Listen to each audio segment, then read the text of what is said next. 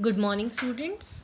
In the previous video, we have started the chapter number 4 from your geography side, that is air around us, in which we are studying the structure of the atmosphere, in which we have studied the two layers, troposphere and stratosphere. If you have gone through the figure, so this one is troposphere and this one is stratosphere. Okay, and then we have studied about ozone layer also. So students, today we are going to start with the third layer, that is mesosphere. You can see here in the figure, that is mesosphere. Above the stratosphere lies another layer known as mesosphere. It is a cold layer where temperature generally decreases with increasing altitude. Meteors burn up in this layer. So students, mesosphere, many things we have not mentioned here in the book about mesosphere. You are just supposed to know that is this layer is on number 3 after stratosphere, and its name is mesosphere. It is a cold layer. Temperature is cold here, low temperature, and it generally decreases with increasing altitude. What is the meaning of increasing altitude? Students, if we start from here, likewise if we go upward, then the temperature will be decreasing. Okay, जैसे जैसे ऊपर जाएंगे temperature will be decreasing. Here it is given -100 degrees Celsius temperature here. Then we have, और जो meteors हैं, from space meteors comes towards earth. So these meteors, they got burned in this layer. So students, today we are going to start thermosphere also. So thermosphere, above the mesosphere is thermosphere, where the air is very thin. So that is mesosphere, then it is thermosphere. तो density जो है air की बहुत कम है. Okay, density क्या है, कम है. Then in the lower layer of thermosphere, देखो lower layer is known as ionosphere. Okay, दो इतना बड़ा है ना ये thermosphere, so it is divided. So lower layer is known as ionosphere.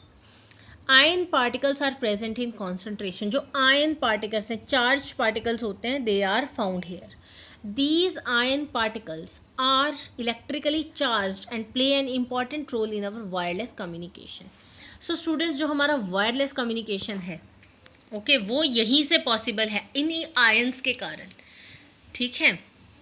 Radio waves can be sent to different places through these iron particles.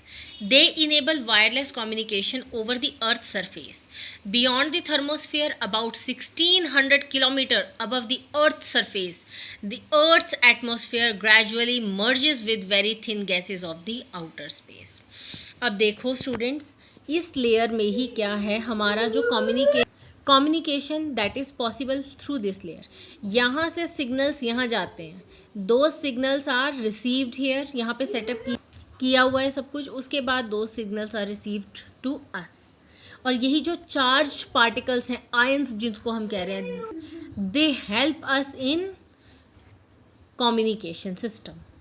And students, यहाँ से यहाँ तक 1600 किलोमीटर्स तक है ये सारा का सारा. उसके बाद क्या होता है, धीरे धीरे जैसे जैसे ऊपर जाते हैं क्या होता है, जो वो धीरे धीरे क्या होता है, बाहर जो ये स्पेस है, स्पेस की गैसेस में मर्ज हो जाता है. मतलब कि हमारा एटमॉस्फेयर ख़त्म हो जाता है इसके बाद. Do you know, in the upper layer of the atmosphere, microscopic dust particles scatter incoming solar layer rays and absorb all colors except blue, giving blue color to the sky.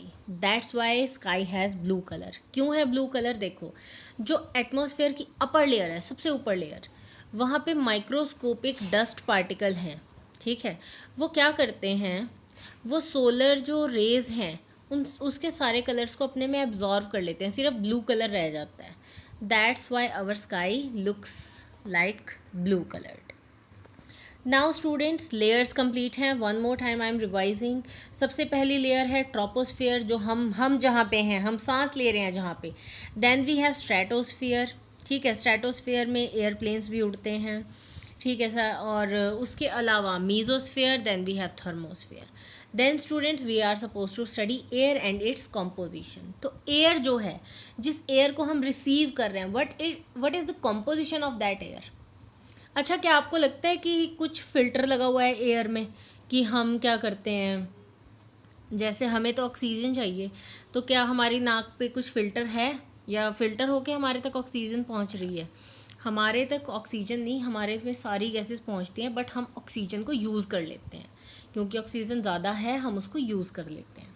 Okay students, अब देखो composition of air कैसा है, ये देखो 78% is nitrogen gas, number 2 20.9% is oxygen, then carbon dioxide only 0.03%, other gases 0.17%, argon gas 0.90%.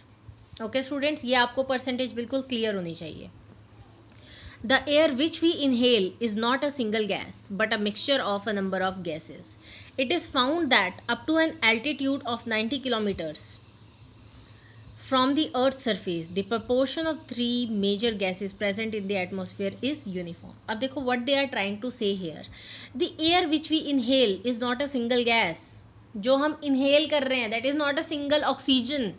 Because कोई filters तो है नहीं. Air is a mixture of gases, but a mixture of a number of gases. बहुत सारी gases हैं उसमें. It is found that up to an altitude of 90 kilometers. अब Earth की जो surface है, this is the surface of earth, यहाँ से 90 किलोमीटर्स तक क्या है, ये तीनों गैसेस, ये देखो मेजर गैसेस तो ये है ना हमारे लिए, ये तीनों गैसेस इसी परसेंटेज में मिलती हैं 90 किलोमीटर्स तक.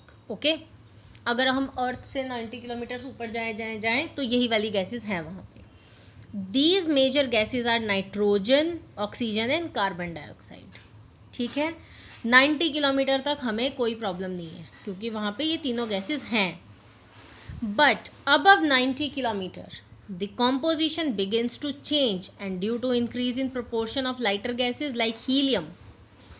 सो 90 किलोमीटर्स के बाद क्या होगा, ये जो कॉम्पोजिशन है 78%, 20.9%, 0.03%, ये चेंज हो जाता है क्योंकि लाइटर गैसेस जो हीलियम है वो वाली गैसेस ज़्यादा हो जाती हैं वहाँ पे, तो ये सब चेंज हो जाता है. Apart from these gases the air also contains some amount of dust particles and water vapors. Let us understand the importance of each of these constituents in the atmosphere. अब apart from these airs, apart from these gases, dust particles भी हैं. कभी कभी हवा चलती है हमारी आँख में गिर जाती है ना डस्ट. ओके, डस्ट पार्टिकल्स भी हैं, वाटर वेपर्स भी हैं. जब वाटर वेपर्स हैं then only the rain is there, right. So चलो अब हम क्या करेंगे, we will study about these constituents in detail. Okay, number 1 nitrogen. So we will study about nitrogen at first. It occupies 78% of the total volume in the air. देखो जितनी भी air है 100% air में से 78% नाइट्रोजन है. The most plentiful gas but has a little direct importance to living organism. इतनी ज़्यादा है ये नाइट्रोजन, बट हमारे लिए जो लिविंग ऑर्गेनिजम्स हैं for them it is of little importance, बहुत कम इम्पॉर्टेंस है इसकी, right. When we inhale air a major amount of nitrogen is not utilised inside our body system. अब इनहेल तो हम जो एयर कर रहे हैं उसमें नाइट्रोजन भी है, कार्बन डाइऑक्साइड भी है, ऑक्सीजन भी है, but we are not using nitrogen at all. Okay, on the contrary, plants absorb nitrogen through the soil. This is used by plants to support their growth and development. अब क्या करते हैं जो plants हैं, they absorb nitrogen but not from the atmosphere but from the soil. soil से nitrogen को absorb करते हैं. Okay, so that it is important for their development and growth. Thus nitrogen is indirectly useful to us. How it is indirectly useful to us? Because we need plants need oxygen, and plants needs nitrogen, and that nitrogen they get from the soil. That's why it is indirectly important for us. So students, up to here only, up to nitrogen only we will study today. So many things we have studied. अगर आप अभी revise करोगे उनको, then only you will be able to understand the question answers also. Otherwise मैं question के answer आपको लिख के दे दूँगी, आप उनको learn कर लोगे, that is not going to help you. Learn the answers but try to understand the concept so that you can form your own answers in your own language. If you know the concept, you can form your own answer. You can change the language according to your ease.